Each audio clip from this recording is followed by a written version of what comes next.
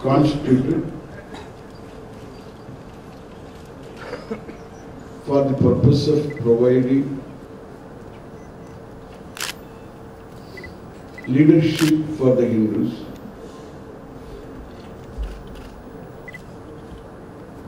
seeing the necessity for a body of people who are authentic. There are a lot of Hindu religious leaders. Some of them are very popular. But then, who would be the core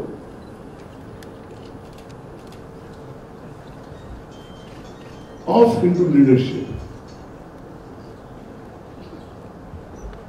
We have to go for the traditional institutions, the heads of traditional institutions, who have a great track record, and each one of them having a community, following community. And they are the ones to provide us leadership on matters concerning Hindu religion.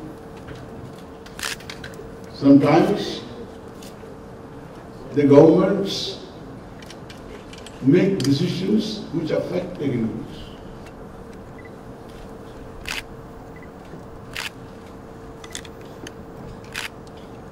Both central and state governments. So we need your voice, your body, whose voice is to be considered as something valid, authentic. And therefore we have the heads of various mutts here, and they have been deliberating for these past 3 days on various issues concerning Hindu Dharma, and the resolutions are there. You have just now heard.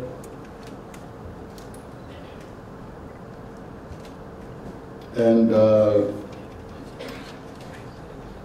these resolutions are to be taken forward.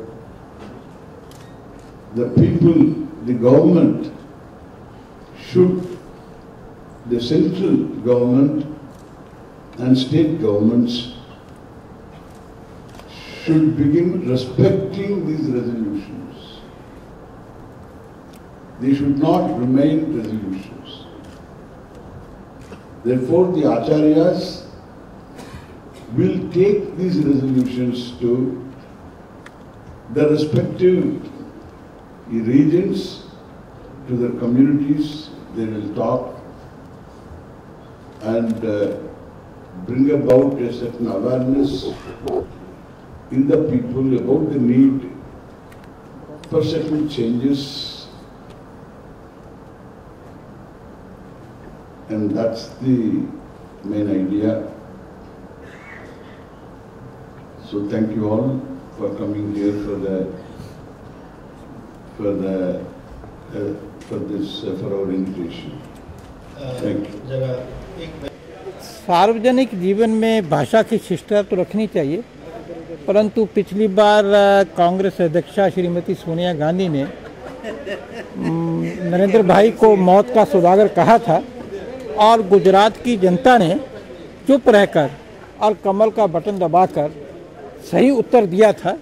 इस बार भी कांग्रेस के लोग अगर नरेंद्र भाई को गाली देते हैं, गुजरात के लोगों को कोसते हैं, तो वो फिर अपना ही नुकसान कर रहे हैं और गुजरात की जनता शांति से सुन रही है।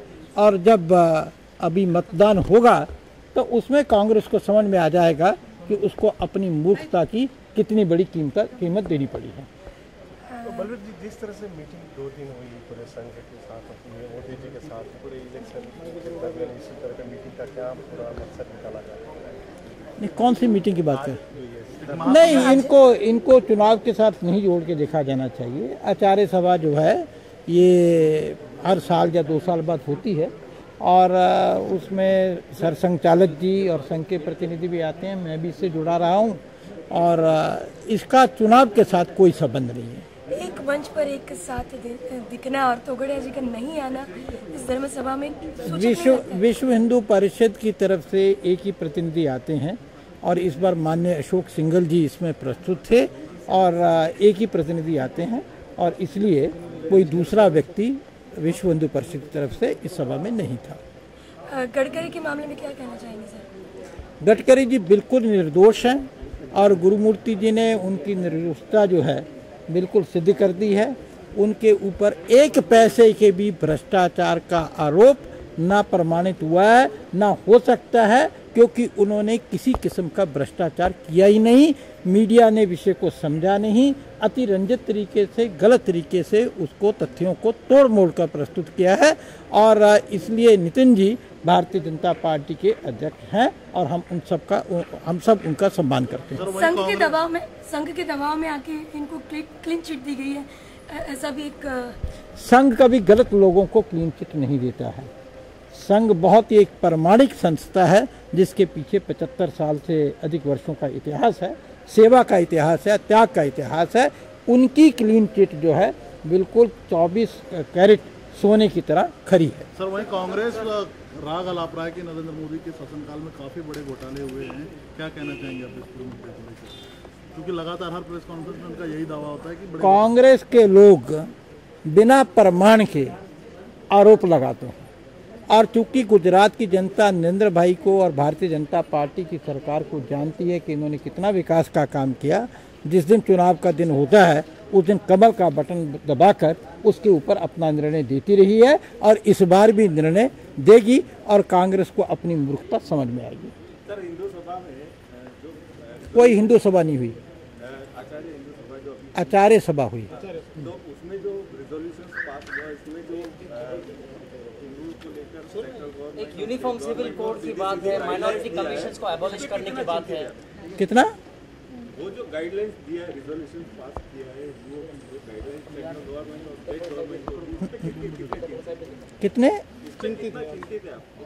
नहीं, ये तो सारी राष्ट्रीय समस्याएं हैं, क्योंकि माइनॉरिटी कमीशन के नाम पर देश को माइनॉरिटी और मेजॉरिटी में बांटना और मजहब के आधार पर लोगों को सुविधा देना, ना कि उनकी गरीबी या आवश्यकता के अनुसार, ये तो देश को तोड़ने वाली बात है। और 1947 से पहले अंग्रेजों ने भी इसी तरह विभाजन की नीति शुरू की थी और उसकी परिणति विभाजन में हुई थी। और अभी जो कांग्रेस की सरकार केवल वोट बैंक की राजनीति के कारण करती है, उसका भी देश को दूरगामी जाके नुकसान होगा और उस नुकसान की चिंता करते हुए जो आचार्य सभा हुई है उसने चिंता प्रकट की है और भारतीय जनता पार्टी भी इस पे चिंता प्रकट करती रहती है। आपका स्टैंड क्या है यूनिफॉर्म सिविल कोड पर? हम गंगा और यमुना पे जो डैम्स बांधने का भी इन लोगों ने बिल्कुल, हम लोग आरंभ से कहते रहे हैं कि इस देश के 120 करोड़ नागरिक, उनका मजहब कोई भी हो, कानून के हिसाब से सबको